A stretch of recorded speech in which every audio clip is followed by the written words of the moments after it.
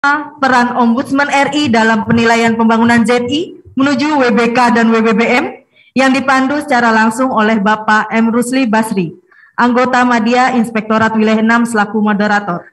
Kepada narasumber dan moderator, waktu dan tempat kami persilahkan.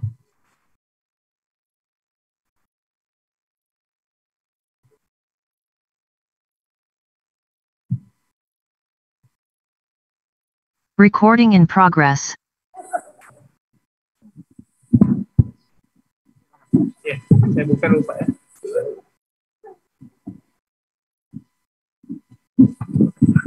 Bismillahirrahmanirrahim. Assalamualaikum warahmatullahi wabarakatuh. Ya,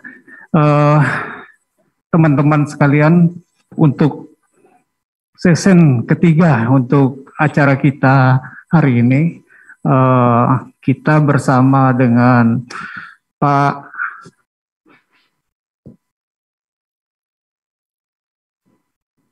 saya tahunya nama pangkalnya aja Pak ya, tapi di sini jelas Pak Wid. Jadi Pak Wid ini dari Ombudsman, di mana beliau ini adalah sebagai anggota ya dari Ombudsman dari tahun 2021 dan sampai dengan tahun 2026. Jadi untuk ini Pak, Ibu, saya perkenalkan juga, beliau ini juga adalah dosen dari Universitas Atmajaya Yogyakarta. Di situ jelas beberapa jabatan yang sudah beliau dipercaya, antara lain sebagai dekan, sebagai dosen untuk pasca sarjana yang ada di Universitas Atmajaya Yogyakarta, dan saat ini beliau ditugaskan sebagai anggota di Ombudsman untuk penilaian terhadap WBK atau WBBM di kementerian-kementerian pemerintahan Republik Indonesia. Selanjutnya Pak, kami mohon maaf Pak, kita ini terlambat Pak ya, karena sesuatu hal di mana sebelumnya dari narasumber dari Menpan ada keterlambatan, sehingga acara untuk Bapak pada sore ini memakan waktu, sehingga nanti mungkin sebelum maghrib atau jam 18.30 kita sudah menyelesaikan apa yang akan Bapak sampaikan. Untuk selanjutnya kami dari moderator nanti akan kita lakukan tanya jawab, dan juga ini juga dari peserta kita maklum Pak, ini pada saat ini adanya sholat asar Pak ya untuk Muslim. Jadi nanti ada yang masuk, ada yang keluar bergantian. Jadi jelas pada sore ini aktivitas kita beda sama pada waktu pagi tadi atau siang tadi. Jadi di sini kami mohon maaf apabila peserta ada yang keluar agak lama karena mereka menjalankan sholat Pak ya.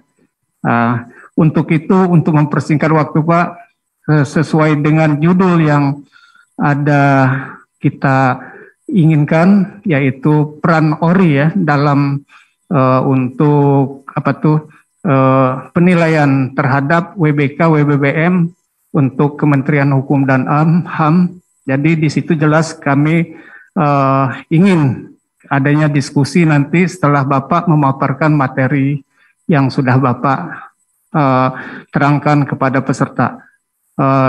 Dengan demikian Pak, kami persilakan.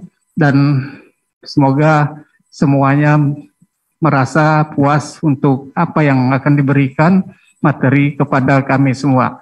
Kepada teman-teman sekalian di sini Pak, jelas kami secara offline di sini ada beberapa peserta Pak ya, ini perwakilan semua Pak. Dari Kadip ada 2 orang, Kadip Min dari Sulawesi Barat, Kadip Min dari Sulawesi Utara, dan juga utusan-utusan dari seluruh Indonesia, Pak. Khususnya dari virtual, Pak ya. Dari virtual ini jelas mereka menyimak apa yang akan Bapak jelaskan. Dengan demikian apa yang akan diberikan dari narasumber ini pada teman-teman sekalian, harap kita sama-sama untuk mendengarkan, dan nanti akan ada tanya jawab pada saat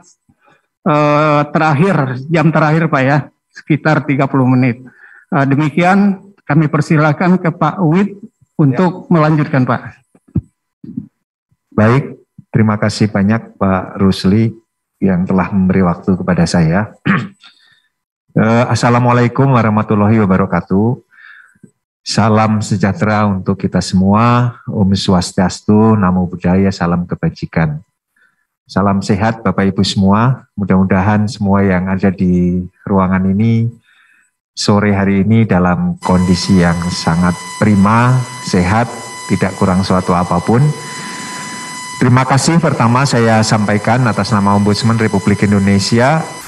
Kami sudah diundang untuk hadir pada pertemuan di tempat ini oleh teman-teman dari Kementerian Hukum dan HAM.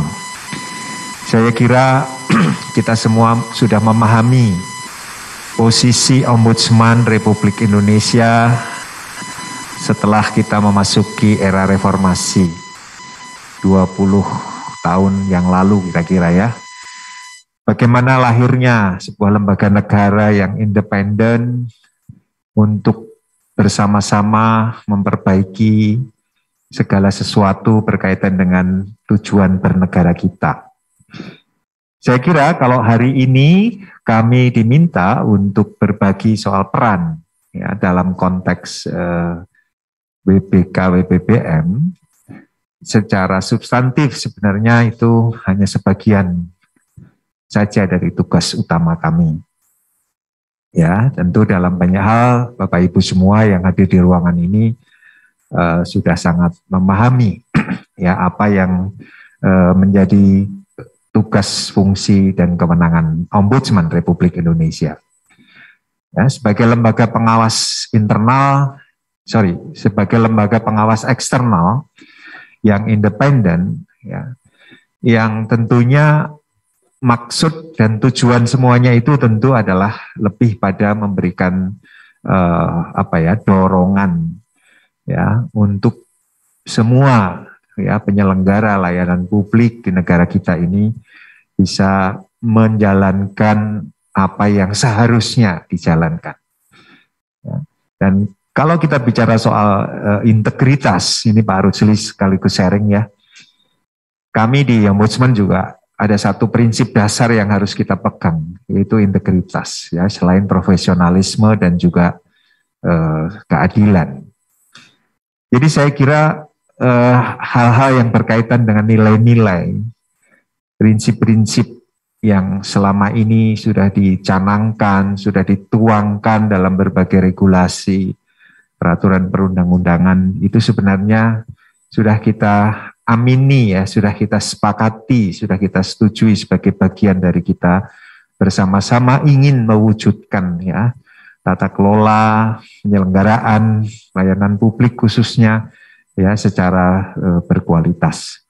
Saya mohon izin Pak untuk berdiri karena slide-nya ada di kanan kiri saya. Bapak Ibu mohon izin saya turun panggung.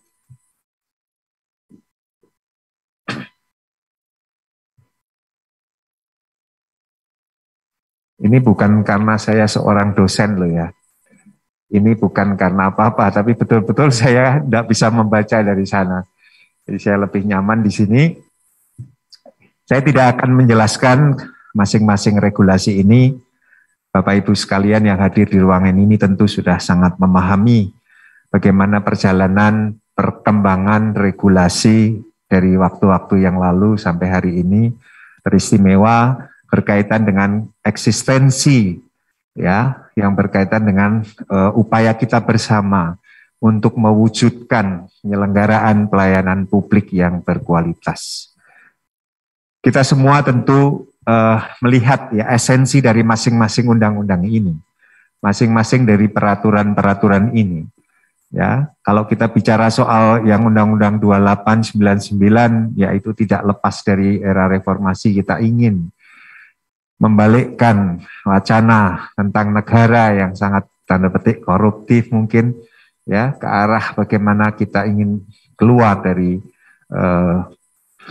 praktek-praktek koruptif itu. Meskipun harus diakui bahwa setelah lebih dari 20 tahun ini, praktek-praktek koruptif itu masih merupakan bagian tak terpisahkan dari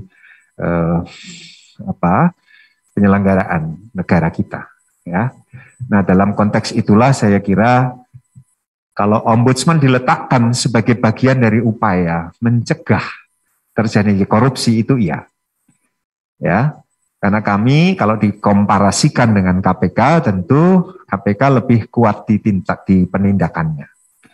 Ya. Nah, kami ini semacam bekerja secara tanda petik silent gitu ya. Kita mengingatkan, kita menunjukkan ya, karena hampir 100% korupsi itu pasti berawal dari maladministrasi. Maka sebelum menjadi korupsi ya, tentunya hal-hal yang berkaitan dengan tindakan-tindakan yang cenderung mengarah kepada maladministrasi kita dorong untuk itu dibenahi, ya, supaya kemudian tidak terjadi hal-hal yang lebih parah ya dalam konteks pelanggaran hukum. Baik, saya lewati saja. Kami ada di Undang-Undang 37, Bapak Ibu semua tahu, itulah dasar hukum dari Ombudsman Republik Indonesia. Nah, kalau kita melihat dari kacamata eksistensi Ombudsman menurut Undang-Undang 37 ini, Bapak Ibu bisa melihat di situ di pasal 2 dan 6, kami ini adalah lembaga negara yang bersifat mandiri. Jadi kalau digambarkan dalam konstruksi tata negara kita, ada sekian banyak lembaga-lembaga negara, ya, yang struktural, non-struktural gitu ya. Nah, kami ini adalah lembaga negara yang bersifat mandiri, artinya ya independensi kita ini harus tidak diragukan bahwa kami tidak bekerja semata-mata untuk eksekutif, tidak juga bekerja semata-mata untuk legislator atau legislatif dan yudikatif, tapi kami ada untuk mengawasi keseluruhan penyelenggaraan pelayanan publik di baik ranah eksekutif, yudikatif maupun legislatif. Ya, dalam tataran ini kami berpartner memang sebagai pengawas eksternal ya dengan DPR. Dari sisi undang-undang kami memang setiap kali juga harus membuat laporan hasil dari kinerja kami kepada Presiden sebagai kepala negara dan kepada DPR. Ya. Karena secara proses ya memang keberadaan ombudsman ini per undang-undang ya itu memang Presiden membuat panitia seleksi untuk memilih siapa ombudsman lalu ditetapkan oleh DPR. Nah, Presiden sebagai kepala negara ya, karena kami ini mengawasi juga Presiden dan pembantu-pembantunya yang ada di semua kementerian dan lembaga sebagai pimpinan eksekutif tertinggi. Tidak memiliki hubungan organik dengan lembaga negara dan instansi pemerintahan lainnya, serta dalam menjalankan tugas dan wewenangnya bebas dari campur tangan kekuasaan yang lain. Itu juga Bapak Ibu, kami sering dibenturkan juga dengan kekuasaan yudikatif. Dengan kekuasaan yudikatif kami sering bagaimana ketika kasus ini juga dilaporkan ke pengadilan atau sedang menjadi perkara di pengadilan. Nah, di situ kami juga diposisikan sebagai yang tidak boleh mempengaruhi pengadilan. Maka dalam banyak hal, kalau ada kasus-kasus yang sedang diperiksa di pengadilan, undang-undang sudah mengatur kami tidak boleh ya ikut menangani persoalan yang sama. Karena ini sudah menjadi wilayah dari yudikatif. Ya. Nah, itu bagian dari garis yang tegas gitu ya. Dalam upaya kami juga tidak dicampuri, tapi kami juga tidak mencampuri. Ya. Ada banyak laporan masuk tentang pelayanan pengadilan, tetapi tidak dalam konteks sengketa itu sendiri sebagai substansi yang sedang ditangani oleh pengadilan. Ya, kalau pengadilan kemudian tidak memberi pelayanan yang baik, ya banyak laporan masuk ke kami untuk coba kita periksa, kita tindak lanjuti. Ya, tetapi kalau ini berkaitan dengan substansi putusan, kalau ini berkaitan dengan substansi proses peradilan, yang itu menjadi wilayah peradilan, tentu itu kami juga harus menghormati. Fungsi kami, Bapak Ibu, mengawasi penyelenggaraan pelayanan publik yang diselenggarakan oleh penyelenggara negara dan pemerintahan, baik di pusat maupun di daerah. Jadi kalau kita bicara di pusat maupun di daerah, kita semua tahu negara kita negara besar, 34 provinsi yang katanya akan tambah 6 lagi ya isunya ya, atau malah 7 gitu. Ya, kita bisa membayangkan betapa besarnya wilayah kita ini sehingga pekerjaan ombudsman dalam mengawasi pemerintahan daerah pun itu menjadi PR yang sampai hari ini masih menjadi pekerjaan yang boleh saya katakan masih sangat berat. Ya. Keberadaan kantor perwakilan ombudsman baru ada di ibu kota provinsi, di 34 provinsi. Kami belum punya kepanjangan tangan di ibu kota kabupaten atau kota. Bapak Ibu bisa melihat ya bagaimana pelayanan publik di daerah-daerah yang jauh dari ibu kota provinsi. Tentu kami merasakan di sanalah warga negara kita, penduduk yang juga harusnya mendapatkan pelayanan yang baik. Ya, tetapi lagi-lagi memang kami terus mendorong, berupaya ya agar juga ombudsman bisa menjangkau mereka yang ada di wilayah-wilayah yang terluar. Baik itu penyelenggaraan yang diselenggarakan oleh BUMN, BUMD, Badan Hukum Milik Negara, Badan Swasta atau perorangan yang diberi tugas menyelenggarakan pelayanan publik tertentu. Dari kacamata ini jelas Bapak Ibu bahwa penyelenggaraan pelayanan publik itu bisa juga diswastakan ya, bisa diserahkan pada pihak-pihak tertentu. Ya, tentu di situ tidak lepas dari jangkauan kewenangan atau fungsi ombudsman. Lanjut. Nah, di pasal 7 dan 8, Bapak Ibu sekalian, itu deskripsi tentang wewenang dan tugas kami, mulai dari melakukan pemanggilan, pemeriksaan, klarifikasi, sampai pada menyarankan perubahan regulasi. Ya. Dalam berbagai hal, saya harus sampaikan bahwa kalau Bapak Ibu mungkin juga punya persepsi selama ini, ombudsman itu produknya rekomendasi. Ya, persepsi itu tidak salah, tetapi juga tidak 100% benar. Sebab sebenarnya mayoritas persoalan laporan masuk ke masyarakat kita itu tidak sampai ke rekomendasi itu selesai. Jadi rekomendasi itu sebenarnya adalah produk tanda petik akhir yang kalau perlu dikeluarkan, kalau enggak apa-apa. Yang penting persoalannya selesai.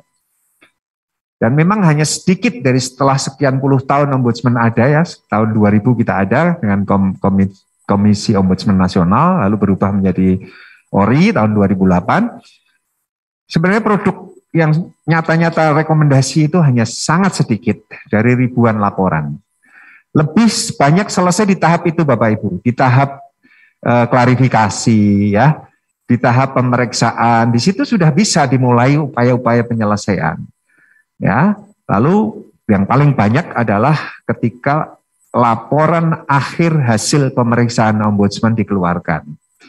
Disitulah kemudian saran-saran perbaikan kita sampaikan kalau ditemukan maladministrasi. Setelah itu kita monitoring, jalan baik, selesai. Nggak perlu ada rekomendasi. Ya. Dan efektivitas ombudsman sebagai lembaga yang diberi kekuatan pengaruh untuk memperbaiki segala sesuatu diukur dari situ sebenarnya. Seberapa jauh pengaruh itu tercipta ya dari setiap laporan, dari setiap respon yang ada, dari setiap kementerian lembaga dan semua penyelenggara pelayanan publik. Lalu tugas kami ya mulai dari menerima laporan sampai upaya-upaya pencegahan. Jadi kalau bisa digambarkan secara singkat, dua tugas utama Ombudsman adalah menangani laporan masyarakat, dan yang kedua adalah mencegah terjadinya maladministrasi. Jadi pencegahan itu aktivitasnya upaya-upaya melakukan kajian-kajian, systemic review, ya, di mana potensi-potensi maladministrasi itu kita temukan, di situ kita masuk dengan kajian mendalam. Ya, ada juga yang disebut rapid assessment. Ini biasanya adalah kajian cepat teman-teman, ya, untuk mengidentifikasi, mendeteksi, ya, hal-hal yang berpotensi maladministrasi. Jadi lagi-lagi kita lebih mengedepankan upaya pencegahan, ya, dengan berbagai kajian-kajian itu, dengan harapan lalu ada upaya-upaya untuk perbaikan dan lalu tidak terjadi maladministrasi. Nah, dua aktivitas utama Ombudsman dalam konteks penyelesaian laporan dan pencegahan secara singkat bisa saya sampaikan di sini, mulai dari tahap pemeriksaan awal, ya, sampai tadi keluarnya laporan akhir hasil pemeriksaan atau LAHP. Ya, nah kalau LAHP tidak direspon, tidak ditindaklanjuti, baru masuk ke tahap resolusi monitoring. Minggu lalu Bapak Ibu saya baru pulang ke Jogja, bukan dalam rangka pulang kampung, tapi dalam rangka diminta oleh bagian resolusi monitoring untuk menanyakan ke Wali Kota Jogja, kenapa LAHP ini belum dijalankan? Ada apa? Apa kesulitannya di mana? Nah, artinya tahap setelah LAHP keluar pun kita masih berupaya untuk mendorong, mempengaruhi supaya mereka menjalankan itu. Ya, dengan berbagai upaya. Kalau itu lintas pihak, kita coba mediasi. Jadi tahapannya betul agak soft gitu ya. Tidak langsung tiba-tiba keluar rekomendasi. Jadi tahap respon itu sebenarnya tahap di mana kita sebelum keluar rekomendasi, siapa tahu kita coba dekati lagi dengan cara lain, ada solusi yang bisa dilaksanakan oleh pihak-pihak yang kita beri saran perbaikan. Nah, kalau sudah berbagai upaya tidak bisa dilakukan lagi, tidak dipatuhi, nah baru kemudian keluar rekomendasi. Ya, itu Bapak Ibu di tahap penyelesaian laporan, dan tahap terakhir itu tahap penerimaan dan verifikasi laporan. Itu tentunya melalui berbagai media, sarana, ya, kami juga selalu berupaya untuk menguji kesahihan, validitas, ya, berbagai hal yang masuk ke Ombudsman. Bukan berarti semua laporan masyarakat itu pasti benar, itu kami yakini. Karena itulah kenapa salah satu prinsip Ombudsman adalah tidak memihak. Tidak berpihak. Ini konsekuensi dari independensi tadi. Ya, banyak pihak masih mempersepsi bahwa Ombudsman itu lawyernya pelapor. Ya, ini persepsi.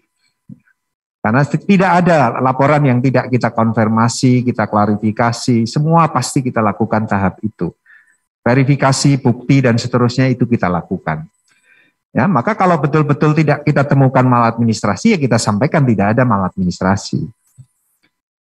Ya, itu bagian dari bukti bahwa memang kami tidak berpihak. Ya, kami tidak memperjuangkan kepentingan seseorang atau satu pihak, melainkan kami memperjuangkan kebenaran dan keadilan itu sendiri. Nah, di tahap pencegahan ada 3 tahap yang kami lakukan, mulai dari deteksi, analisis, lalu perlakuan dan pelaksanaan saran. Deteksi ini untuk menentukan, pertama, mengetahui potensi, ada potensi maladministrasi enggak nih? Nah, di situ dilakukan upaya-upaya kajian untuk mengidentifikasi, lalu isu persoalan yang mengemuka apa di situ, ya, yang kiranya nanti bisa dijadikan satu titik tolak untuk memberikan saran perbaikan.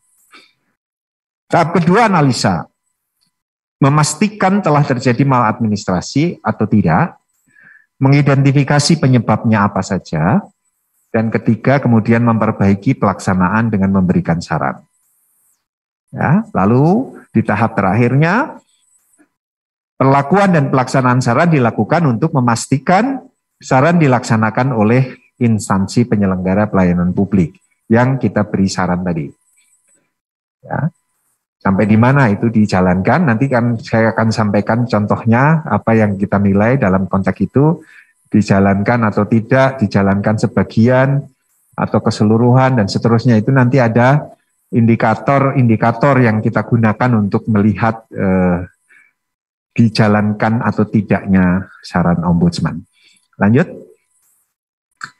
Nah, saya kira Bapak Ibu juga semua tahu. Dalam konteks WBK WBBM, memang kami ini adalah salah satu pihak yang menjadi bagian dari tim penilai nasional, ya, atau TPN dalam hal ini, ya, dalam konteks pembangunan ZI dan menuju WBK WBBM. Tim ini dibentuk untuk melakukan evaluasi terhadap unit kerja yang diusulkan menjadi unit kerja yang sudah memenuhi syarat ya untuk didapatnya SZI dan WBK WBBM ini. Ombudsman dapat berperan juga menjadi saksi pada tahap pencanangan pembangunan zona integritas. Tentu kesaksian yang ada di sini bukan berhenti pada tataran seremoni, ya.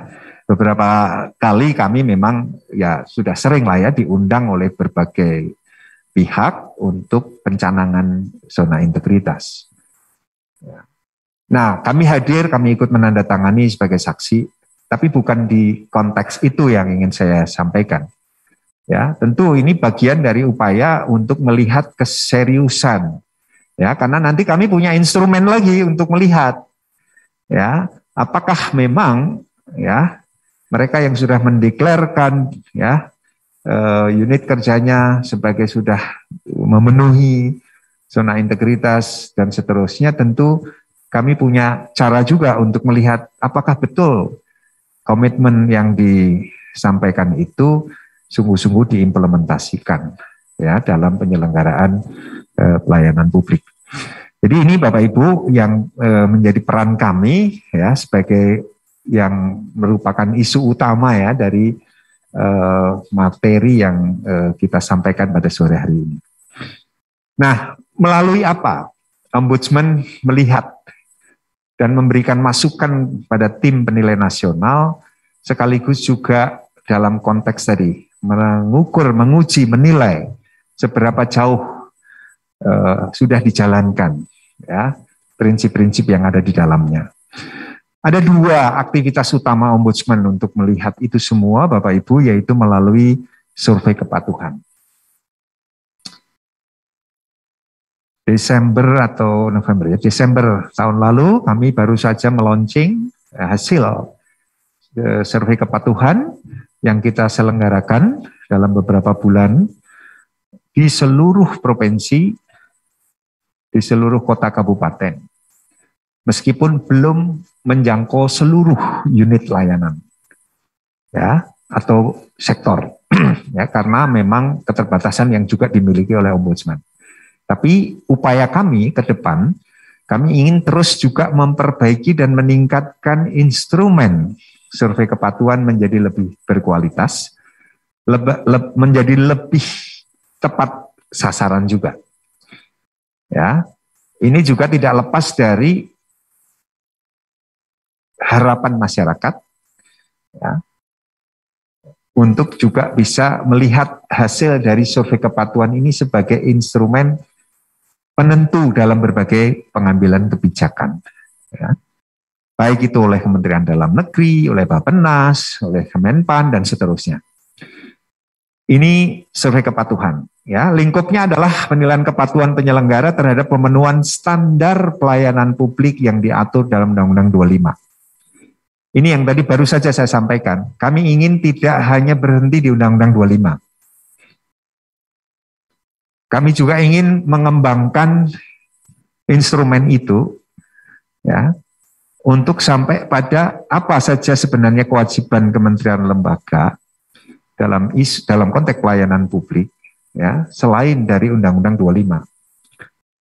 Dan banyak kita temukan. Salah satunya yang saya kira Bapak Ibu juga tahu, sudah ada Undang-Undang 8 2016. Ya, ini soal penyandang disabilitas. Ya, minggu lalu juga saya baru diundang ke Menkumham ya dari Direktorat Instrumen HAM, baru saja menghasilkan buku saku tentang akomodasi yang layak bagi penyandang disabilitas dalam proses peradilan. Kita launching, kita undang seluruh satker yang terkait, mulai dari kepolisian, kejaksaan, peradilan, dan lapas. Kebetulan waktu lahirnya PP 39 2020, saya salah satu yang ikut membantu dalam drafter. Saya ikut memperjuangkan bagaimana teman-teman disabilitas membutuhkan akomodasi yang layak, agar dalam proses ketika dia berhadapan dengan hukum, dia mendapatkan keadilan. Nah, mudah-mudahan ya, dalam konteks ini Kemenkumham juga bisa menjadi semacam aktor utama ya, perubahan pelayanan publik bagi kawan-kawan kita penyandang disabilitas. Karena secara regulasi semua sudah ada, semua sudah lengkap apa yang harus kita lakukan. Ombudsman sendiri bercermin bahwa kami sebelum mengawasi, kami juga harus bebenah.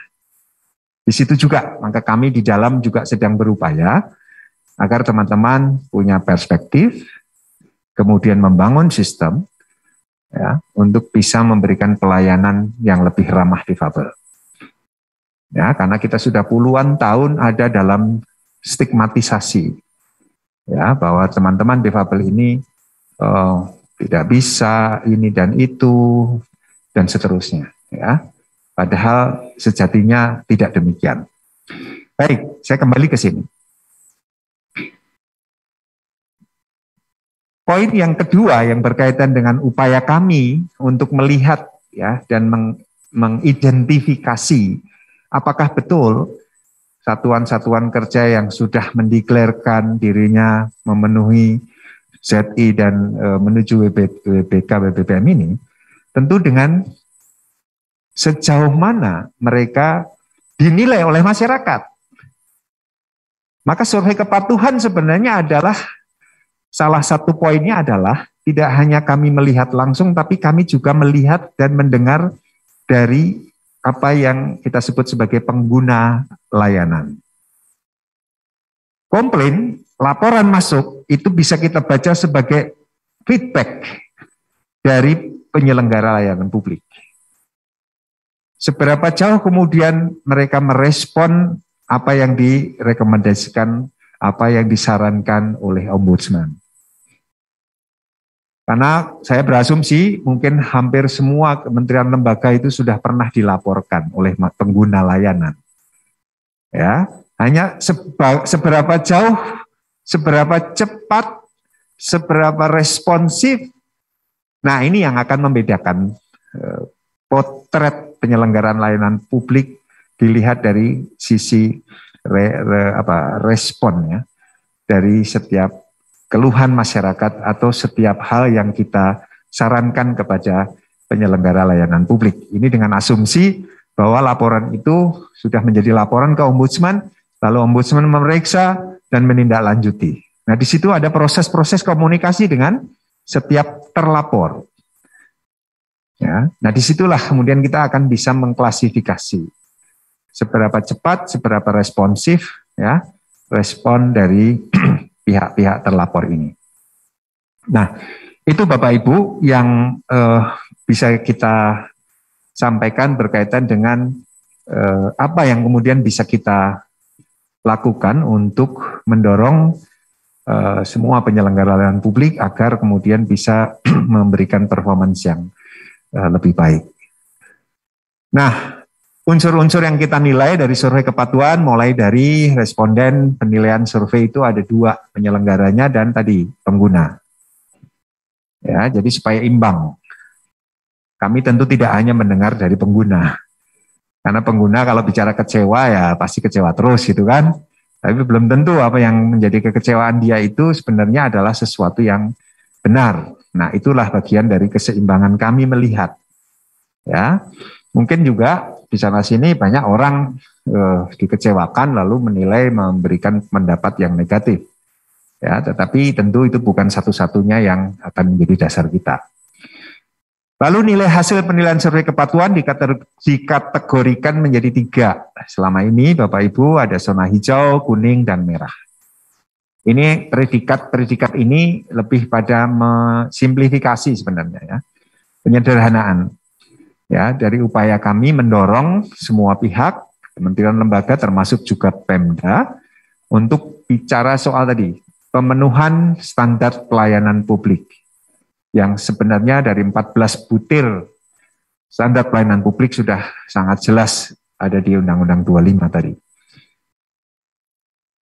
Penentu hasil penilaian survei kepatuhan dibagi menjadi 2, yaitu instansi pemerintahan pusat dan daerah. Pusat ditentukan oleh nilai rata-rata terhadap seluruh produk layanan terhadap dalam unit pelayanan publik. Maaf, ini ada kesalahan ketik sedikit ya. Lalu pemerintah daerah ditentukan oleh nilai rata-rata terhadap seluruh produk layanan yang terdapat dalam perangkat daerah. Itu bukan terhadap tapi terdapat ya, yang terdapat dalam unit layanan publik. Nah, tadi saya sampaikan Bapak Ibu memang mungkin belum bisa Ombudsman menyentuh ke seluruh unit layanan publik. Itu karena keterbatasan kita. Ya, tapi dari beberapa yang kita ambil sebagai sampel tentu itu sudah bisa menunjukkan ya indikasinya kemana. Ya. Nah, harapan kami ke depan kami bisa terus mengembangkan jangkauan survei kepatuhan ini, ya, lebih banyak lagi unit pelayanan publik yang kita sentuh, sehingga betul-betul bisa menunjukkan gambaran objektif dari penyelenggaraan pelayanan publik itu sendiri. Lanjut. Nah, unsur penilaian survei kepatuhan dalam konteks Permen Pan RB 26 tahun 2020, ini juga berkaitan dengan unsur penilaian survei kepatuhan yang dilaksanakan oleh Ombudsman, juga telah menjadi salah satu aspek dalam komponen pengungkit, yaitu aspek hasil antara area perubahan. Saya kira gambaran ini cukup memberikan kejelasan ya, 60% pengungkit ya, sisanya itu hasil. Ya, jadi kepatuhan pelayanan publik ini sebagai sebuah aspek hasil antara pada area perubahan pelayanan publik. Artinya area perubahannya di mana? Inovasi-inovasi apa yang sudah dilakukan? Ya. Dalam konteks ini saya kira banyak contoh baik juga kita temukan di beberapa Pemda misalnya. Ya, mereka yang sudah sangat bersemangat ya untuk membuat inovasi-inovasi pelayanan publik, misalnya dengan membangun mall pelayanan publik, dipusatkan dalam satu titik, di situ sekian banyak unit pelayanan publik ada, dan hal-hal lain yang saya kira memang inovasi ini menjadi bagian penting bagi kami juga untuk melihat seberapa mereka penyelenggara layanan publik itu berinovasi. Ya, ini bagian dari hal yang saya kira juga menjadi penting untuk saya sampaikan karena masyarakat di era sekarang, generasi milenial sekarang dan juga yang akan datang saya kira sudah menggambarkan ya perubahan-perubahan ekspektasi dari pengguna layanan. Yang mau nggak mau kita sebagai penyelenggara layanan publik juga harus bisa mengikuti dan juga bisa memenuhi harapan-harapan itu. Nah, disinilah saya kira dibutuhkan ya upaya terus-menerus untuk kita bisa berinovasi. Lanjut. Unsur penilaian tindak lanjut dari laporan masyarakat yang masuk ke Ombudsman, Bapak Ibu sekalian bisa melihat di sini kalau kita bicara soal tadi bagian dari tim penilaian nasional, kami juga tentu mendapatkan data ya tentang dari Kemenpan RB ini bicara soal pengajuan permohonan informasi atau clearance unit kerja yang berpotensi predikat WBK WBPM dan penyampaian data unit kerja tersebut kepada Ombudsman. Ini menjadi salah satu hal yang juga menjadi penting untuk nanti kemudian kita analisa, kita nilai. Kemudian ada proses-proses pembagian data, melakukan pengolahan dengan membagi unit kerja yang berpotensi predikat WBK WBBM ke unit kerja keasistenan 1 sampai 7 dan 34 perwakilan. Keasistenan 1 sampai dengan 7 itu adalah pembagian bidang atau sektor yang ada di Ombudsman. Jadi Bapak Ibu semua tahu bahwa Ombudsman itu ngawasi semua penyelenggara pelayanan publik dari sektor A sampai Z, katakanlah gitu. Nah itu kita bagi habis, sektor apa masuk ke KU1, sektor apa masuk ke KU2 sampai habis ke sektor sampai ke KU7, lalu masing-masing perwakilan di 34 provinsi itu juga khususnya ya layanan-layanan yang ada di daerah. Ya, itu struktur ya yang ada di Ombudsman untuk bersama-sama kemudian nanti melakukan olah data ya berkaitan dengan yang kita dapatkan ya dari unit kerja yang ingin dinilai. Lalu dilakukan klasifikasi, masing-masing unit kerja melakukan klasifikasi, verifikasi data, tindak lanjut, rekomendasi dan LAHP. Dengan klasifikasi dilaksanakan sebagian, tidak dilaksanakan dan tidak ada laporan. Jadi kita cross check juga dengan aduan yang masuk. Misalnya Pemda atau unit kerja ini kemudian kita lihat ada laporan enggak. Kalau ada, ketika sudah ada LHP-nya ditindaklanjuti atau tidak. Ya, kalau dilaksanakan, bagaimana dilaksanakan, kalau tidak apa alasannya dan seterusnya. Itu data kami ada semua di internal Ombudsman. Ya, setiap progres dari laporan sampai kemudian akhir dari laporan itu. Nah, ini yang menjadi tugas kita untuk melakukan klasifikasi yang nanti hasilnya kita sampaikan sebagai hasil dari klasifikasi oleh Ombudsman, yaitu penyampaian data tindak lanjut laporan masyarakat terhadap unit kerja yang berpotensi predikat WBK WBBM kepada Kemenpan RP sebagai bahan pertimbangan. Itu kira-kira Bapak Ibu, kalau saya ingin menyampaikan poin-poin apa yang menjadi peran kami sebagai Ombudsman, ya selain dalam konteks tadi pencegahan dan aduan, merespon aduan, itu semua juga menjadi bagian dari instrumen kami sebagai bagian dari tim penilaian nasional. Next, nah ini contohnya Bapak Ibu yang bisa saya sampaikan terkait dengan tindak lanjut LM tadi, laporan masyarakat. Ya, misalnya ini contoh saja ini Kemenkumham, unit kerjanya lapas kelas 2B, kemudian wilayah di Aceh. Nah, nanti di sana ada status laporan hasil akhir pemeriksaannya. Apakah dia dilaksanakan, melaksanakan sebagian, tidak dilaksanakan, atau tidak ada laporan. Meskipun harus saya sampaikan, tidak ada laporan belum tentu juga sebenarnya ya.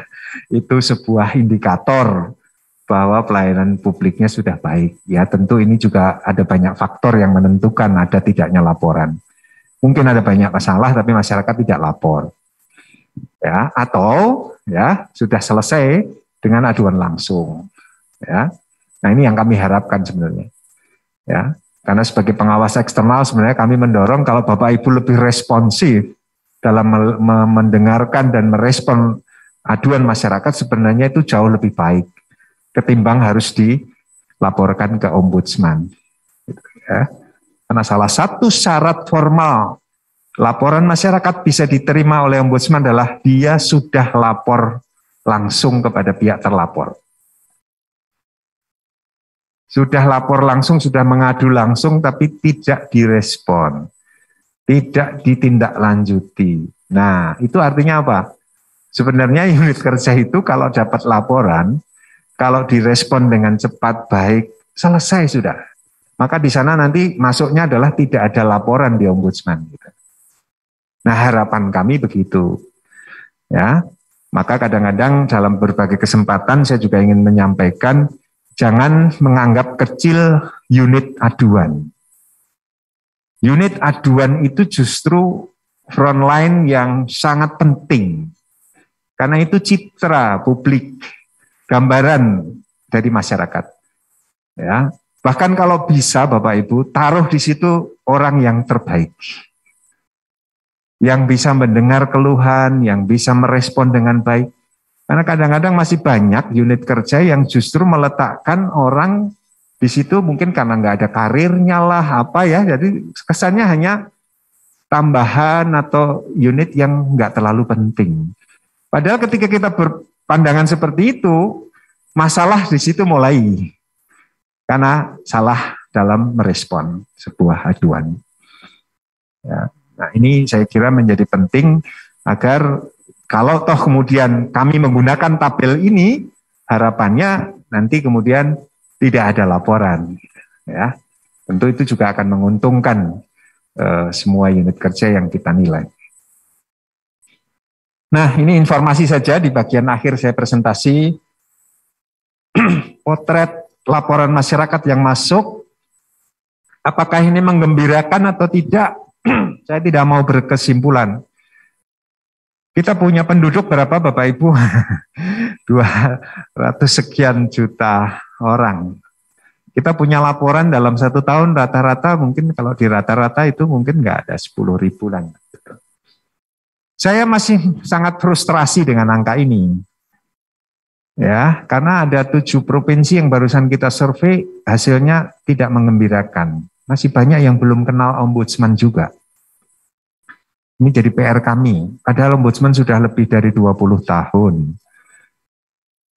Saya tidak kaget ya, karena memang masyarakat kita sangat banyak, plural, tersebar, tidak semua terinformasi, tidak semua di kota, tidak semua punya akses informasi. Sehingga kadang-kadang memang PR kami untuk menjangkau masyarakat ini bagian dari tantangan kami yang selama ini masih harus kita lakukan. Ya, karena kalau hanya 60% saja yang tahu itu kan menurut saya yang 40% kenapa ya? Tugas kita juga untuk menjangkau mereka. Ya, ya inilah Indonesia kita yang sangat besar, luas, penduduknya sangat plural ya. Tapi paling tidak angka ini menunjukkan meskipun pandemi COVID-19 angkanya tidak menurun. Karena kami juga melakukan upaya-upaya untuk mengubah cara-cara laporan, tidak harus datang face to face, tapi dengan berbagai pintu, media, sarana. Ya, dan sekarang saya kira itu sudah sangat biasa dilakukan. Lanjut. Nah, di akhir presentasi ini, Bapak Ibu, ada 2 catatan yang ingin saya sampaikan. Pertama, zona integritas jangan hanya menjadi hal-hal yang sifatnya formal, seremonial. Tentu ini ajakan saya pada kita semua. Sebenarnya tugas pelayanan itu adalah bagian tak terpisahkan dari apa yang kita lakukan. Mau dinilai, mau tidak dinilai, mau ini nanti akhirnya digunakan sebagai satu faktor atau indikator untuk penilaian ini dan itu, bagi saya itu oke lah, itu satu ukuran-ukuran formal saja. Saya lebih ingin mengajak kita semua untuk secara substantif, ya, bahwa kita ini sebagai pelayan masyarakat memang kita diberi tugas untuk itu. Ya, sudah seharusnya gitu. Jadi kalau kita bicara soal integritas, sudah seharusnya kita berintegritas. Ya. Jadi tidak perlu lagi itu kemudian ya kalau kemudian Kemenpan memiliki instrumen regulasi terkait dengan itu, saya membacanya sebagai oke, ini sebagai tuntutan regulasi undang-undang. Ya, tapi lebih dari itu, saya ingin mengajak kita semua untuk selalu memegang prinsip integritas itu terinternalisasi dalam diri kita masing-masing. Yang kedua, dalam rangka peningkatan kualitas pelayanan publik serta pengembangan mekanisme koordinasi menjadi lebih kuat dan berkelanjutan sehingga diperlukan adanya focal point. Kami sudah berupaya untuk membentuk, mengajak setiap KL itu punya LO, ya, yang nantinya kalau ada laporan itu melalui yang bersangkutan segala sesuatunya bisa terrespon dengan cepat. Ya, focal point ini sebuah bukti adanya keseriusan juga dari masing-masing unit kerja untuk kemudian dalam banyak hal itu kemudian bersama-sama ingin meningkatkan kualitas pelayanan itu. Jadi Bapak Ibu sekalian, tentu pembacaannya mestinya kehadiran ombudsman bukan diposisikan sebagai ancaman, tidak seharusnya diposisikan sebagai hal atau pihak yang harus dikhawatirkan, tetapi mestinya dibaca sebagai mitra, ya, untuk kita bisa bersama-sama mewujudkan kualitas pelayanan publik kita menjadi lebih baik. Nah, dengan demikian diharapkan dapat menjadi cikal bakal pengembangan jaringan pengawasan penyelenggaraan pelayanan publik yang bertujuan sebagai media koordinasi dalam rangka akselerasi, media koordinasi dalam rangka monitoring, maupun media koordinasi dalam mendorong komitmen penyelenggaraan pelayanan publik. Begitu Bapak Ibu, mohon maaf kalau ada kekurangan dalam saya menyampaikan. Saya lebih senang untuk kita bisa berdiskusi. Terima kasih atas perhatiannya. Wassalamualaikum warahmatullahi wabarakatuh.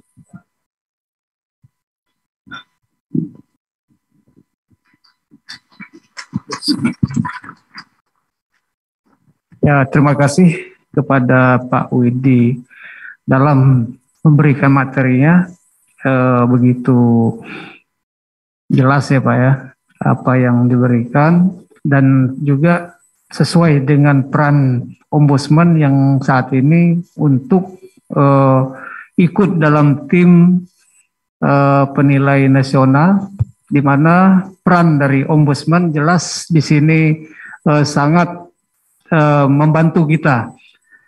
Di situ jelas Pak, kita dalam hasil dari tahun 2021 Pak ya, dari Kementerian Hukum dan HAM kita menurun dalam jumlah yang mendapatkan predikat.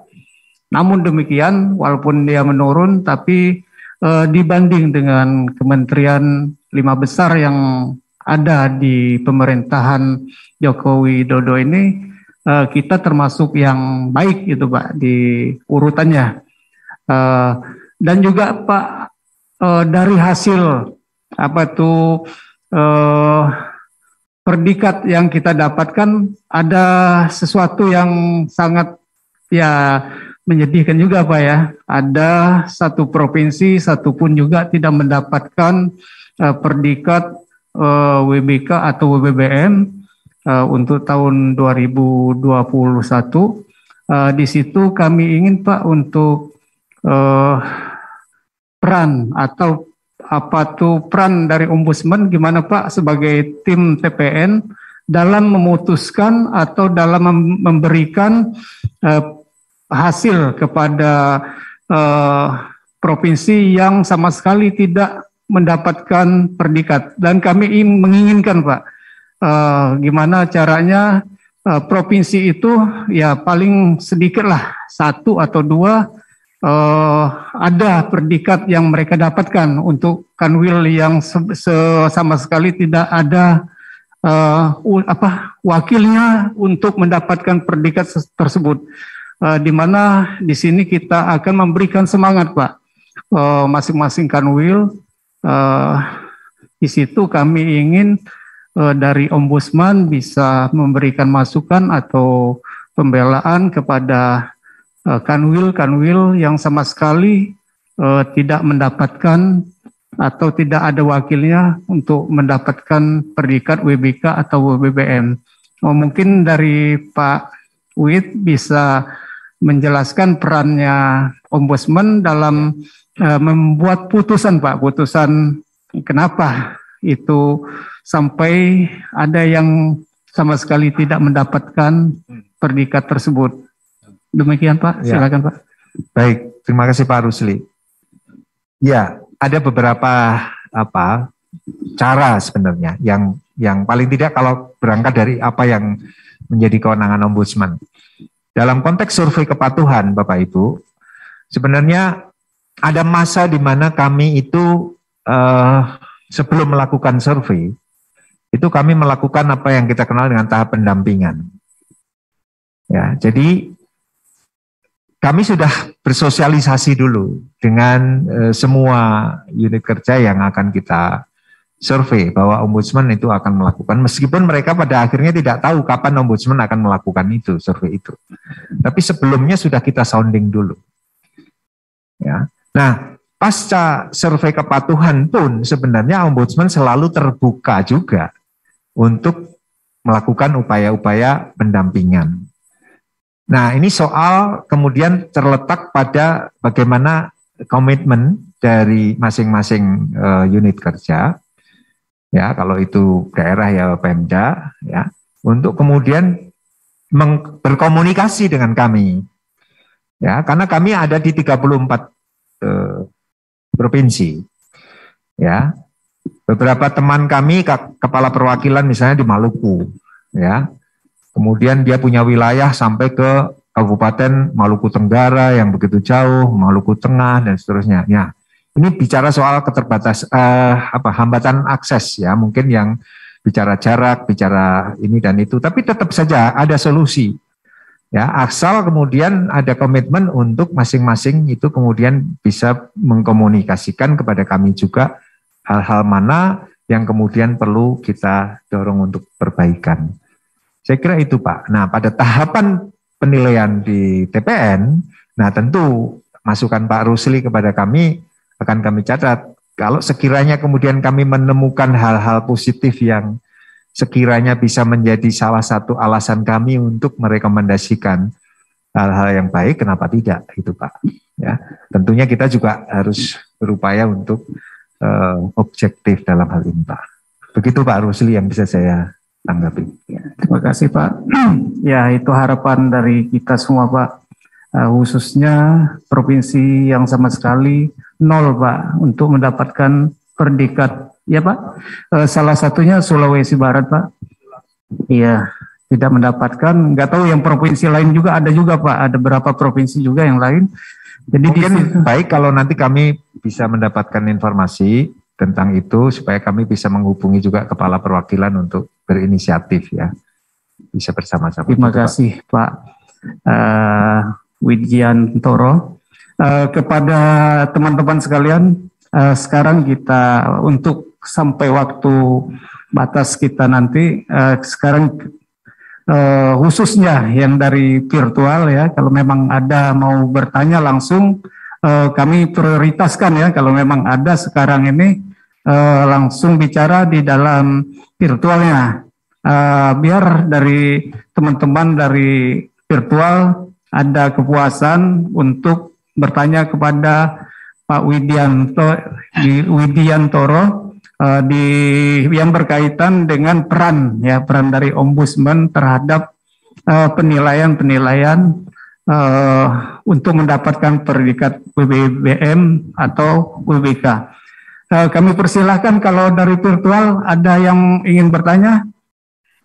Izin Pak Rusli. Oh ya. Dari Diana. Manuel Kalteng, Ibu Diana, Pak Rusli. Ya, silakan Mbak Diana. Terima kasih atas kesempatan yang diberikan. Izin Pak Rusli, izin Pak narasumber.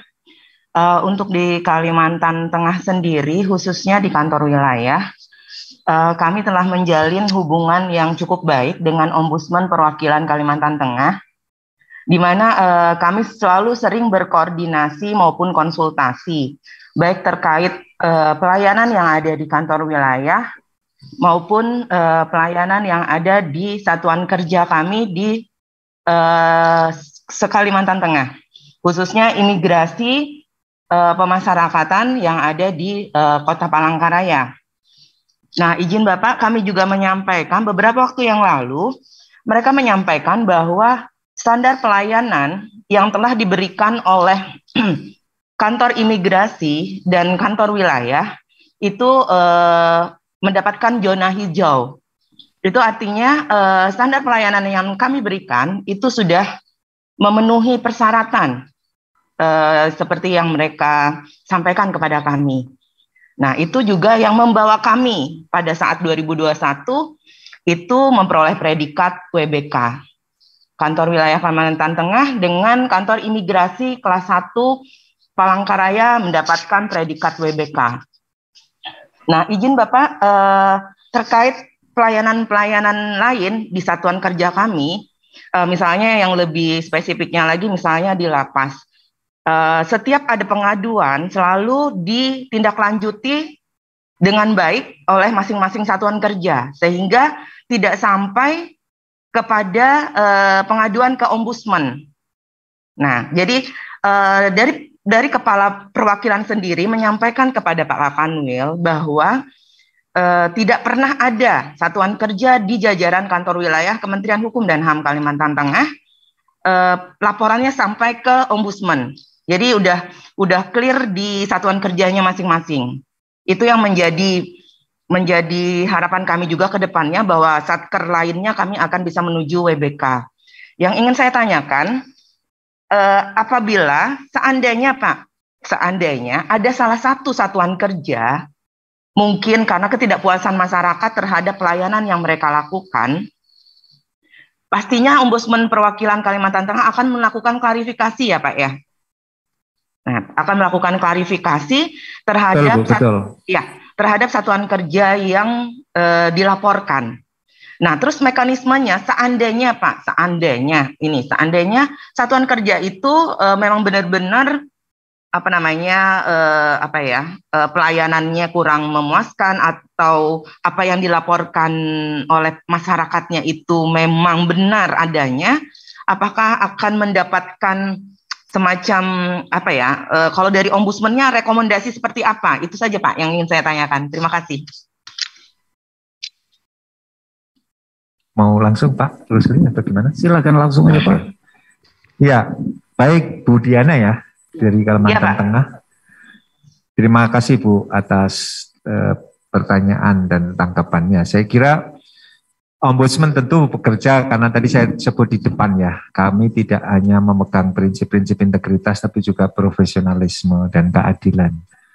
Maka tentu tidak serta-merta ya, kalau kemudian ada laporan dan itu nyata-nyata benar yang dilaporkan, kemudian kita langsung menjudge gitu ya. Tentu tidak seperti itu. Kami juga punya mekanisme bagaimana, lagi-lagi Bapak Ibu, upaya kami mencegah terjadinya maladministrasi itu kita lakukan dalam setiap tahapan, termasuk juga tadi saya sudah sampaikan, sebenarnya di tahap klarifikasi itu sudah selesai persoalan, karena pihak yang dilaporkan atau terlapornya sudah merespon dengan baik. Ya, apa yang dilaporkan oleh masyarakat. Nah, di situ sebenarnya itu juga menunjukkan betapa responsifnya terlapor atau satker itu. Saya kira ukurannya di sana. Jadi kemudian tentu kami kalau semuanya sudah direspon dengan baik pada tahap itu, ya bahwa kami kemudian harus mengeluarkan laporan akhir hasil pemeriksaan, ya kami katakan bahwa ada maladministrasi, tetapi kemudian pihak terlapor sudah menjalankan, sudah memenuhi apa yang menjadi kewajibannya, tugas dan seterusnya, ya selesai sudah, close case-nya gitu. Ya, nah itu kalau tadi dimasukkan ke tabel yang tadi Pak, ya sudah, LHP laporan dilaksanakan, kan gitu kira-kira. Begitu Bu Diana. Oh siap Bapak, ya terima kasih. Terima kasih Bu Diana. Kita ganti-gantian aja ya. Sekarang dari offline di ruangan sini, dari sebelah kiri ada yang bertanya khususnya peran ombudsman yang terkait dengan penilaian, sehingga penilaian itu mendukung atau tidak mendukung untuk mendapatkan predikat WBK atau WBBM. Kepada teman-teman yang di ruang ini sebelah kiri gimana? Ada pertanyaan? Sebelah tengah ada pertanyaan? Oke, dari tengah silakan untuk menanyakan kepada Pak Widi. Assalamualaikum warahmatullahi wabarakatuh. Terima kasih Pak Moderator. Izin Pak Widi, dari tampilan presentasi yang Bapak sampaikan, ada beberapa hal yang menarik, terutama terkait dengan grafik di sini Pak, di mana justru dalam upaya pembangunan ZI yang sudah berjalan selama beberapa tahun, malah di 2021 itu makin meningkat. Termasuk peak season lah, kalau misalnya beratnya jumlah penumpang, itu sampai di angka 18.000. Meskipun ini secara global, Saya nggak tahu mungkin ini satuannya apakah 18.000 skala nasional gitu. Tapi kalau 18.000 skala nasional bagi saya cukup sedikit kalau menurut saya, betul nggak Pak? Karena bisa jadi lebih dari ini yang mungkin tidak dilaporkan kepada ORI. Kalau saya melihat ORI ini seperti guru BP di sekolah. Jadi mengadu guru BP, nanti guru BP-nya memberitahu ke murid yang nakal supaya tidak nakal lagi. Jadi dianalogikan seperti itu. Kemudian terkait dengan kembali khususnya kepada Kemenkumham. Dari catatan ORI, modus-modus pelaporan dari masyarakat yang perlu kita sikapi dan jadi catatan untuk diperbaiki itu dalam hal apa Pak? Mungkin untuk sementara itu dulu Pak Widi. Terima kasih atas kesempatannya Pak Moderator. Assalamualaikum warahmatullahi wabarakatuh. Waalaikumsalam. Sebelumnya Mas, namanya siapa Mas dari? Farid dari Sumatera Barat Pak. Oh ya, makasih. Mas Farid. Ya, Terima kasih Mas Farid dari Sumatera Barat ya. Saya harus akui bahwa data yang Mas Farid inginkan sore ini saya tidak membawanya dan tidak bisa menyajikannya secara secara utuh ya, karena memang sebenarnya sih harusnya tadi kita bisa siapkan itu ya untuk menunjukkan seberapa jauh sebenarnya Kemenkumham dalam potret layanan yang diberikan dilihat dari laporan yang masuk. Tetapi kalau kemudian saya mendasarkan pada apa-apa yang selama paling tidak setahun ini ya kita perbincangkan dalam setiap penutupan laporan yang masuk ke Ombudsman, ya karena kan mekanisme internalnya itu ketika semua sudah diperiksa, ya pada tahap awal tuh pimpinan Ombudsman itu menyeleksi ini bisa lanjut diperiksa atau tidak. Itu kita putuskan dulu. Ya, oh ini sudah diperiksa pengadilan, oke ini kita tolak. Ya, itu ada mekanisme seleksi di awal itu oleh kami juga. Nah setelah itu masuk ke tim reksa. Tim reksa bekerja di akhirnya nanti itu juga apakah ini sudah memang semestinya ditutup. Ya, artinya semua sudah diproses bagaimana mestinya. Nah itu juga kami yang memutuskan. Nah sebenarnya unit kerja yang ada di Kemenkumham kan banyak sekali ya. Beberapa yang ada dalam wilayah ampuan saya itu misalnya di penegakan hukum. Ya, karena kita bicara soal performance dari lapas, dari pelayanan yang ada di lembaga pemasyarakatan. Kami itu beberapa waktu yang lalu bahkan melakukan berbagai kunjungan langsung ke berbagai provinsi, daerah untuk konteks lapas. Lebih sebenarnya waktu itu kami punya program kerjasama 5 lembaga, Mas Farid, yaitu Komnas HAM, Komnas Perempuan, KPAI, kemudian LPSK, dan Ombudsman. Itu kami tergabung sudah 5 tahun ini dalam kerjasama untuk pencegahan penyiksaan.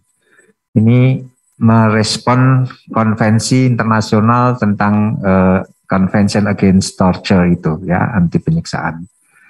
Kami waktu itu mengindikasikan bahwa ruang-ruang tertutup seperti lapas, ruang-ruang tahanan juga di kepolisian itu adalah potensi-potensi terjadinya tindakan-tindakan yang tidak manusiawi ya. Penyiksaan juga ya, maka memang potretnya ternyata ya ini nanti tanggal 10-11 kita akhiri kerjasama untuk pencegahan penyiksaan dengan sebuah konferensi internasional. Salah satu sesinya nanti bicara soal overcrowded juga di lapas ya, semua kita paham lah ya bahwa isu lembaga pemasyarakatan dengan segala layanan yang ada di dalamnya ternyata tidak akan bisa selesai kalau ini hanya diurusi oleh Kemenkumham saja. Itu kita menyadari ya bahwa ini problem yang sangat sangat kompleks. Ya, maka memang pendekatannya juga harus bisa dilakukan melalui pendekatan berbagai pihak. Nah, yang ingin saya sampaikan memang di ranah-ranah penyediaan layanan terhadap narapidana, seiring dengan COVID-19 misalnya, yang banyak muncul adalah soal aduan keluarga yang tidak bisa berkunjung, yang mengunjungi keluarganya, ya karena semua in the name of COVID-19, seolah-olah lalu semuanya itu kemudian tidak bisa memberikan pelayanan sebagaimana mestinya. Ini kita temukan juga di kepolisian, di tahanan-tahanan kepolisian. Ya, jadi memang ada banyak problem yang muncul setelah itu. Lalu peradilan online, kita tahu bahwa COVID-19 juga mempercepat proses e-court, ya, peradilan secara elektronik. Tapi di balik e-court, ya, itu juga banyak napi yang tidak bisa mengikuti, ya, secara baik. Lebih karena sarana prasarana untuk bisa mengikuti sidang online itu juga tidak tersedia, atau kalau toh ada tidak bisa mendengar dengan baik apa yang terjadi di ruang sidang dan seterusnya. Ya, nah itu contoh-contoh saja Mas Farid. Jadi memang ada implikasi yang cukup signifikan ya di era pandemi COVID-19 ini yang berdampak pada pelayanan di isu-isu yang menjadi wilayah atau jangkauan dari Kemenkumham, termasuk juga soal keimigrasian. Ya, ini juga bagian dari dinamika terkini. Saya kira Bapak Ibu juga mengikuti ya bagaimana keluar masuk lalu lintas orang dari berbagai tempat ini. Dalam banyak hal kita belum menyediakan mekanisme atau sistem yang sungguh-sungguh firm gitu ya, bisa kita lihat sebagai memuaskan gitu. Tapi ya ini harus saya sampaikan karena ya itulah gambarannya. Dan nanti Mas Farid saya kira kalau Anda membutuhkan data lebih rincinya, lebih detailnya tentu akan kita sampaikan. Ya apa yang menjadi potret laporan yang masuk ke Ombudsman. Demikian Pak. Gimana Mas Farid? Ada tambahan?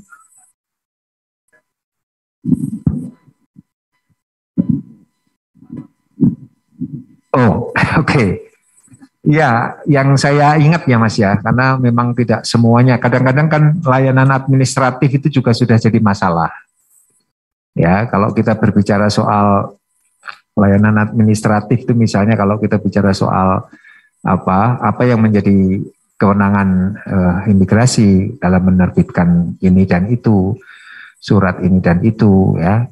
Kalau kita bicara soal layanan administratif ya, saya mohon maaf kalau tidak bisa menyampaikan detailnya ya, tetapi berbicara soal layanan yang terkait dengan surat menyurat itu juga banyak sebenarnya, tidak hanya di imigrasi ya, tapi juga misalnya di Dirjen ini Pak, yang paling banyak juga di Dirjen AHU. Nah itu paling juga karena terkait juga soal administrasi yang paling banyak. Tapi nanti Mas Farid mungkin saya bisa susulkan informasinya ya, supaya saya tidak salah juga menyampaikan. Terima kasih Pak. Apa yang ditanyakan dari Mas Farid dari Sumatera Barat, nanti bisa komunikasi lebih lanjut ya Mas Farid ya, kalau memang ada hal-hal yang lebih serius atau lebih ingin didalami lagi, nanti ada nomor HP dari Pak Widi ini. Untuk teman-teman yang lain di ruangan ini silakan, Ibu Erbata di depan.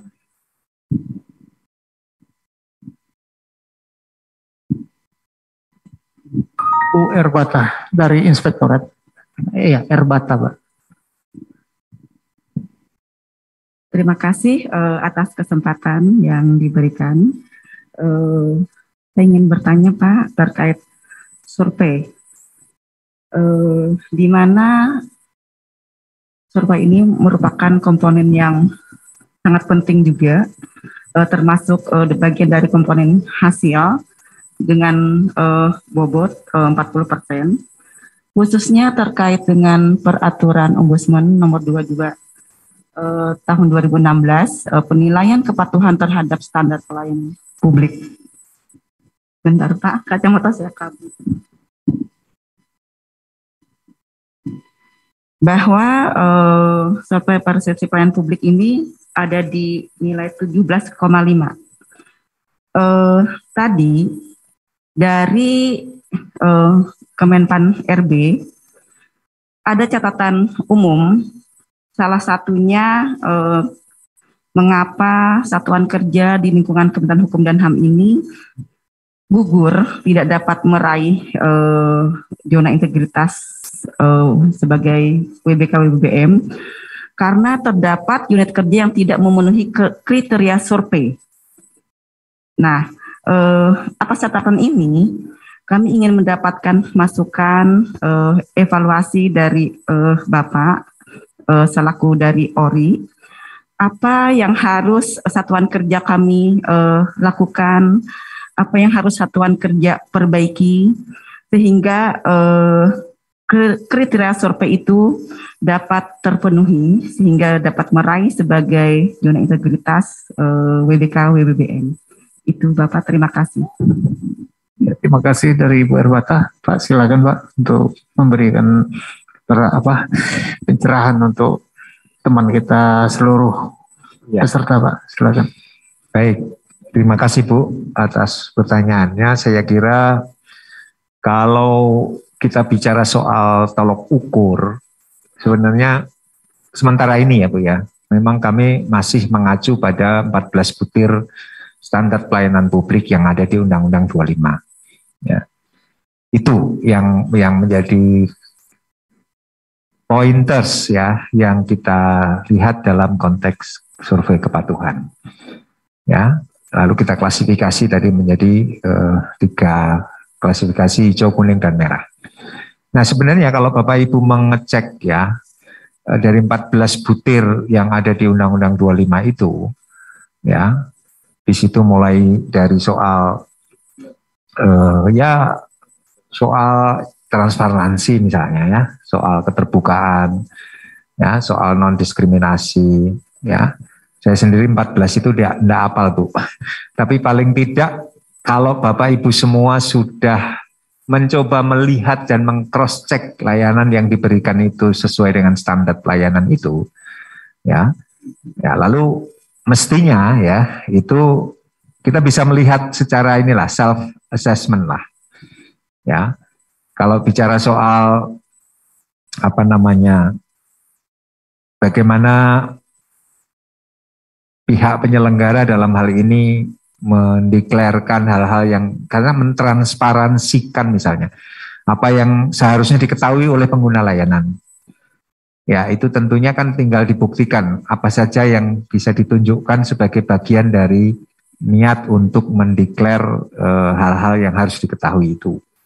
Ya. Jadi saya pikir kami pun sebenarnya kalau bicara soal instrumen itu juga terus mengevaluasi ya, apakah ini cukup? Ya, tadi saya sampaikan di depan tahun ini kami ingin mengembangkan instrumen tidak lebih dari sekedar hanya Undang-Undang 25. Ya tentu itu semua nanti juga akan kami sampaikan kepada semua kementerian lembaga sebelum kami melakukan survei lagi tahun ini. Ya, sebab ada perkembangan regulasi, ada tuntutan-tuntutan yang lebih lagi yang memang harus kita respon.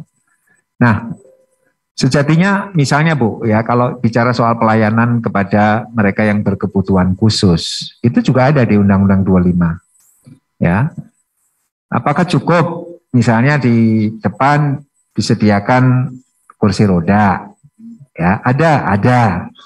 Tapi RAM-nya bisa nggak dilewati oleh pengguna kursi roda?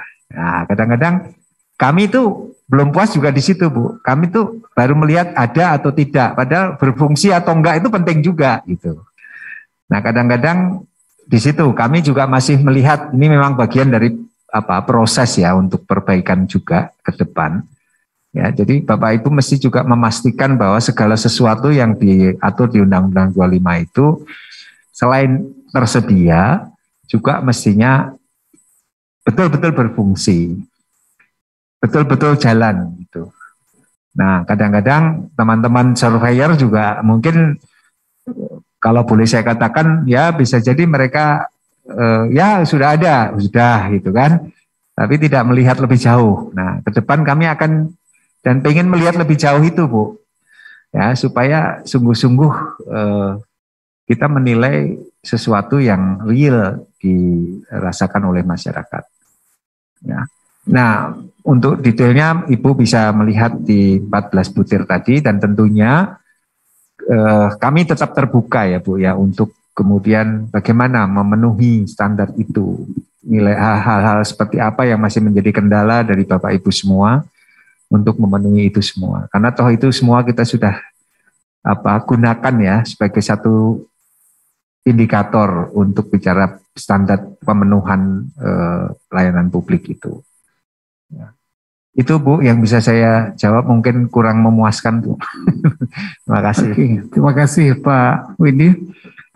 Gimana Ibu Erwata, sudah ya cukup ya. Kepada teman-teman ya masih ada waktu ya, sedikit lagi ya. Jam 6 ya. Sebentar lagi Pak, kalau memang ada teman-teman yang lain untuk mengajukan pertanyaan atau mungkin ada saran khusus untuk Ombudsman atas selaku tim nasional ya, untuk memberikan masukan yang membuat kita lebih semangat lagi nantinya, kami persilakan kepada yang ingin bertanyakan.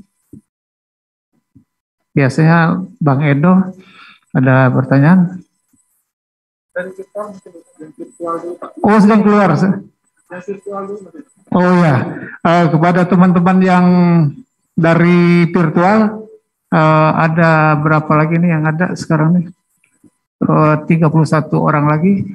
Kami persilakan kepada teman-teman yang dari virtual untuk bertanya atau memberikan saran kepada Ombudsman, gimana?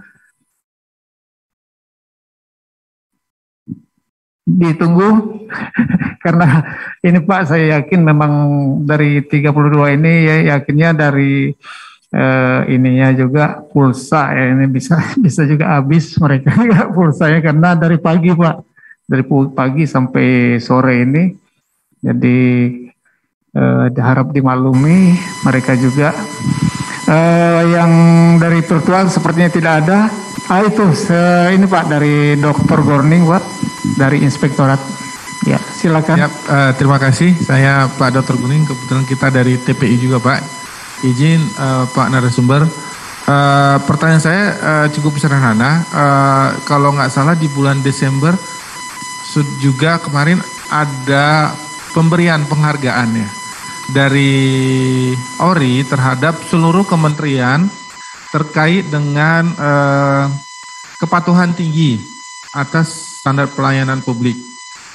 Izin Pak, kami sebenarnya sudah ada di media sosial seluruh media terkait dengan 3 layer ya, zona kuning, zona hijau, apapun zona merah. Kebetulan Kementerian Hukum masuk zona hijau sebagian. Namun izin Pak, kami bertanya pertama, apakah itu zonanya per kementerian atau zona per satker Pak? Maksudnya turunannya ada satker enggak? Karena sampai sekarang saya cek di halaman websitenya ORI, keputusannya belum ada Pak. Maksudnya kalau Mempan kan ada itu Pak, oh yang dapat predikat WBK satker ini, yang zona hijau satker Kementerian Hukum dan HAM satkernya apa saja. Mungkin karena ini bisa menjadi pegangan kami Pak terhadap pembangunan ZI juga, bahwa ternyata ada satker kita yang zona dari ORI-nya selaku partner kami, partner Kementerian Hukum dan HAM, ada yang zona kuning, sehingga TPI juga bisa mewarning satkernya, oh dari ORI Bapak dapat zona kuning, harusnya melakukan perbaikan gitu. Nah mungkin karena kemarin saya coba cari-cari di websitenya ORI, keputusannya itu belum ada di satkernya apa saja, tapi berbagai media sudah ada informasinya, tapi masih informasi level kementerian.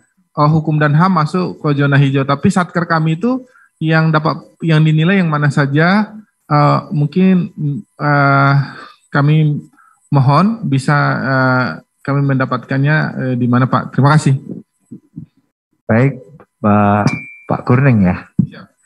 Ya, lagi-lagi ini kalau sudah detail gini saya harus hanya bisa menjanjikan Pak, nanti kami sampaikan. Tapi harus saya katakan begini, tidak semua Pak, tentu tidak semua satker itu di setiap kementerian lembaga itu kita survei. Sama seperti di daerah, itu juga tidak semua SKPD. Ya, lagi-lagi kami punya keterbatasan sumber daya untuk memotret keseluruhannya. Ya, sehingga memang misalnya Kemenkumham ya hanya beberapa. Karena nanti akan kita sampaikan Pak, ya kalau Bapak menghendaki itu, tidak ada yang rahasia Pak. Jadi tentu itu bagian dari apa yang mestinya memang harus kami kirimkan ya, dan tentunya kawan-kawan di Ombudsman harusnya sudah mengirimkan itu juga kepada semua lembaga untuk tahu apa yang menjadi hasil dari survei kepatuhan. Memang betul Desember kemarin itu sebenarnya rencananya dulu sempat di bulan Oktober mundur sampai November ya. Kami memang momentum itu untuk momentum penyemangat ya kepada teman-teman di semua kementerian lembaga Pemda untuk kemudian yang hijau kita beri reward gitu. Ya. Tapi yang merah juga tidak kita jelek-jelekan enggak ya. Tapi konteksnya tentu supaya yang merah ke depan bisa jadi kuning, syukur-syukur hijau. Yang kuning kemudian juga menjadi hijau. Nah, tahun-tahun sebelumnya memang tidak semua yang kita survei kemudian kita survei lagi. Itu yang membuat spirit dari itu kurang greget gitu dalam bahasa Inggrisnya Pak. Kurang greget karena belum tentu nanti kita disurvei lagi. Nah, sekarang mulai tahun ini itu terus Pak. Mau hijau, mau kuning, mau merah itu kita survei semuanya. Nah, harapannya itu kemudian bisa menjadi spirit tersendiri. Ya, tapi mohon maaf Pak, kuning nanti data tentang apa unit kerja dan apa satker yang di Kumham akan kita sampaikan. Ya, makasih Pak. Gorning ada tambahan? Cukup. Kepada teman-teman yang lain, mungkin dari Ibu Ami ada pertanyaan, biasanya Ibu Ami aktif. Kepada teman-teman yang dari daerah, utusan-utusan dari daerah, kami persilakan kalau ada unek-unek atau ada hal-hal yang akan disampaikan kepada Pak Widiantoro, itu Pak Widiantoro ya. Oke, ya, kami jadi kalau silakan. ada banyak peserta dari daerah, ya. Kami terus terang pimpinan Ombudsman sangat berkepentingan juga untuk Bapak Ibu bisa menginformasikan kinerja kami di daerah, di perwakilan maksud saya. Ya, jadi itu penting juga sebagai feedback kami.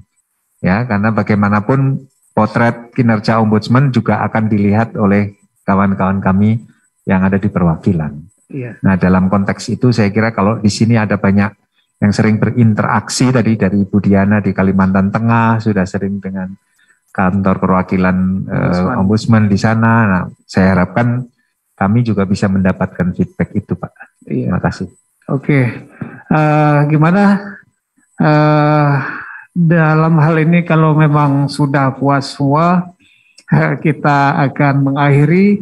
Jadi di sini Pak kami tutup ya.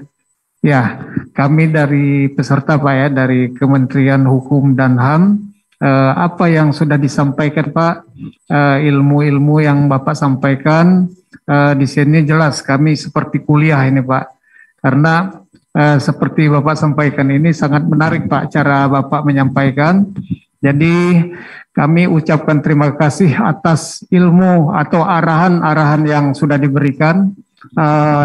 Dengan kata akhir kami ucapkan terima kasih lagi. Dengan demikian Pak, kalau memang ada hal-hal yang kurang berkenan kami mohon maaf dari kami khususnya dari panitia Pak.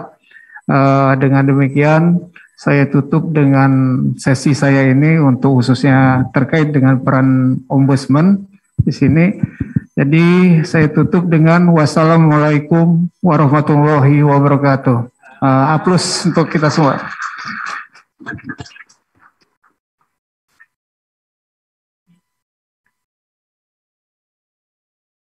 Terima kasih kepada moderator dan narasumber atas pemaparan materi pada sesi ketiga. Bapak Ibu hadirin yang berbahagia, acara selanjutnya istirahat dan makan malam Diharapkan kepada Bapak Ibu untuk dapat kembali ke ruangan pada pukul 19 WIB. Terima kasih. Dilanjutkan dengan sesi foto bersama. Hadirin dimohon berdiri.